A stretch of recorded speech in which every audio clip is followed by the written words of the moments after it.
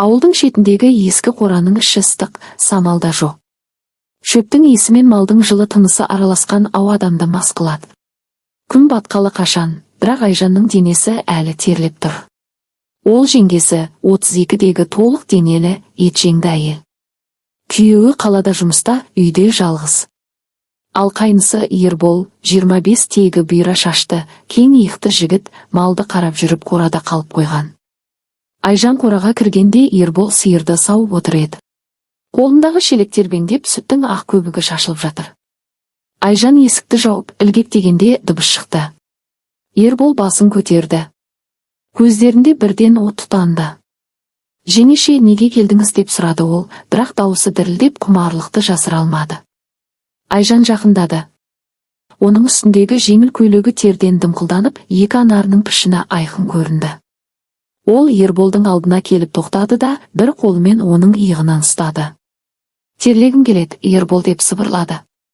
Ербол шелекті бір жаққа қоя салды да, орнынан атып тұрды. Қолдары Айжанның белінен қармап, қатты қыса құшақтады. Еріндері бір-біріне тигенде, ыстық демдері араласып кетті. Айжанның тілі Ерболдың аузында ойнақтап, қолын көйлектің астынан өткізіп, жеңгесінің жұмсақ, толық бөксесін қыса ұстады. Жеңеше, сізді армандайтынмын түнде ұйықтамай, деп ол ышқына сыбырлады. Айжан күлді. Ол Ерболды шөптің үстіне итеріп жіберді. Екеуі құлап түсті. Шөптің иісі мұрындарын қытықтады. Сол түні Айжан мен Ербол алғаш тиымнан аттап өтіп көйлегін шешіп тастады. Екеуі терлеп тепшіп, бір-біріне жабысып жатты. Тыныстары бірте-бірте басылып, қораның ішінде тек жүрек соғыстары естілді. Біраздан кейін Айжан күлді. Ертең тағы келесің бе, қайным? Ербол оның ерінен сүйіп. Күнде келесің бе, жеңеше, деп сұрай берді. Қораның есігі сырттан желмен ашылып жабылып жатты. Ал ішінде екі тән әлі бір-біріне жабысып, жаңа раунды күтіп жатқан еді. Қораның ішіндегі ауа әлі ыстық, тер мен шөптің иісі бір-біріне араласып, бас ауыртатындай қою. Айжан Ерболдың кеудесіне басын қойып, саусақтарымен оның қатты бұлшық еттерін сызып жатыр. Жеңеше, тағы қалайсың ба, деп Ербол сыбырлады. Даусы әлі де дірілдеп, құмарлығы басылар емес. Айжан күліп басын көтерді. Көзі жайнап, ерні дымқыл. Қалайсың ба дегенің не? Сен мені қайда өмірге әкелдің ғой, деді. Біраз уақыт екеуі де тыныстары басылып, бір-біріне жабысып жатты. Сыртта түн толық түсіп, жұлдыздар жарқырап тұр. Қораның есігі желмен ашылып жабылып, сықыр-сықыр етеді. Айжан Ерболдың құлағына сыбырлады. Ертең түнде тағы осы жерде. Бірақ келмес бұрын душ қабылдама. Сенің теріңнің иісі маған ұнайды. Ербол күлді де, оның ерінен ұзақ сүйді. Жеңеше, енді мен сенің құлыңмын. Екеуі киімдерін киіп, қорадан шығып кетті. Бірақ екеуі де біледі, бұл соңғы емес. Бұл жаңа бастамасы ғана еді. Үйдің іші мұздай тыныш еді. Лампаның сары жарығы үстелдің үстіндегі шайдың суыған шынысын ғана жарықтандырып тұр. Бағдат ортадағы орындыққа отырды да, қолын үстелге қойып, саусақтарын бір-біріне тоғыстырды. Көзі қызарып, бірақ әлі де тыныш. Қашаннан бері, деп қайталды. Айжан диванның шетінде отыр, тізесі дірілдеп, қолдары арасында сығылып жатыр. Ербол есіктің жанында тұр, басын көтеруге бата алмай. 1 минут өтті. 2 минут. Бағдат күтті. Ақыры Айжан сыбырлады. 3 ай болды, Бағдат. Бағдат басын изеді. Тек изеді. Сосын баяу ғана тұрды да, ас үйге кірді. Шкафты ашып, бөтелкені алды. Бір стақанға құйып, бір жұтымда ішті. Екіншісін құйды. Үшіншісін құйғанда, стақан қолынан тайып кетті де, сынып жерге шашылды. Ол қайтып келіп, екеуінің алдына тұрды.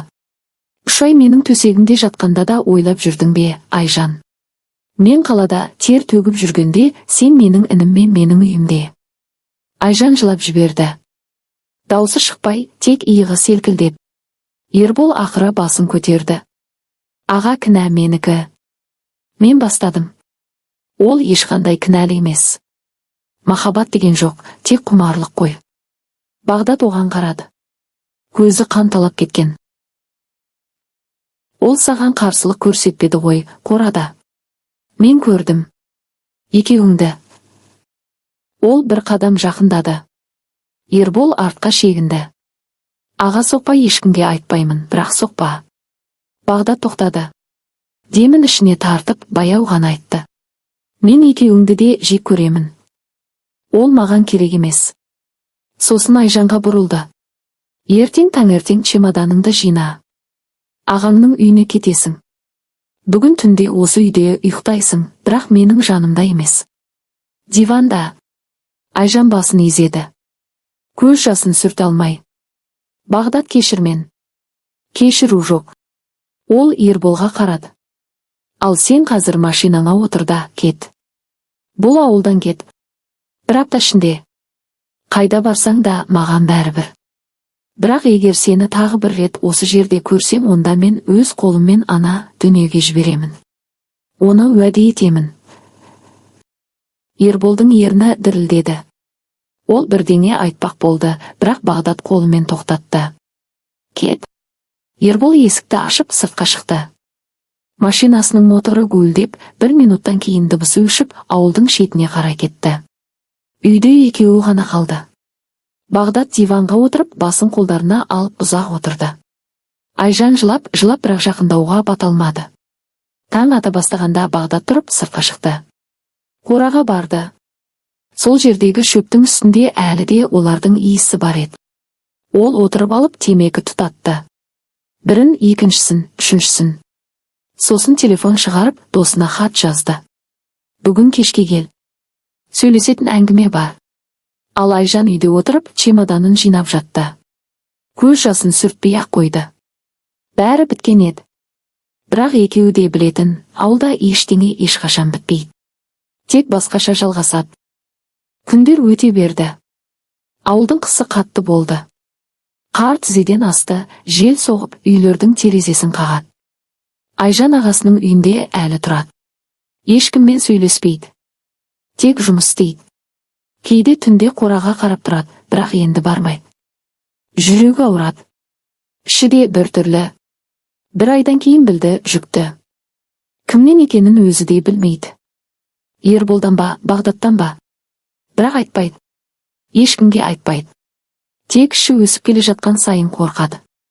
Бағдат болса адам емес сияқты болды. Күнде ішеді. Малды тастап кетті. Анасы жылайды. Әкесі ұрсады. Ол ештеңе айтпайды. Тек қорада отырады.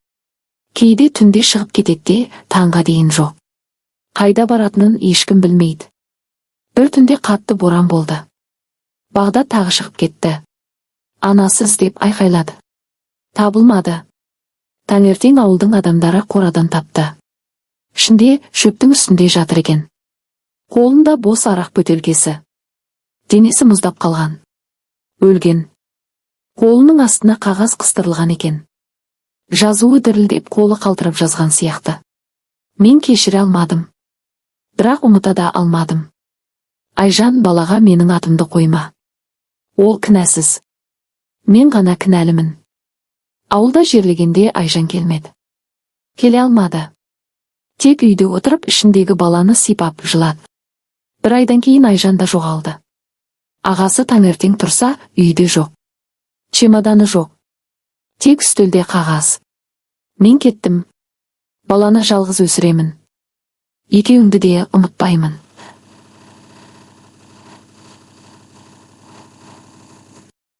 Бірақ өмір жалғасу керек. Ауылда 2 бос үй қалды. Бірі Бағдаттікі. Бірі Айжанның бұрынғы үйі. Қора әлі тұр. Ешкім кірмейді. Бірақ түнде кейде. Жел соққанда. Ішінен сыбыр естіледі деген сөз бар.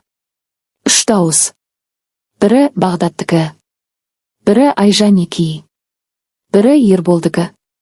Үшеуі де бір сөзді қайталайды. Кешір. Бірақ енді кешіретін ешкім жоқ. Ауыл өмір сүре береді. Тек қораның есігі әлі сықырлайды.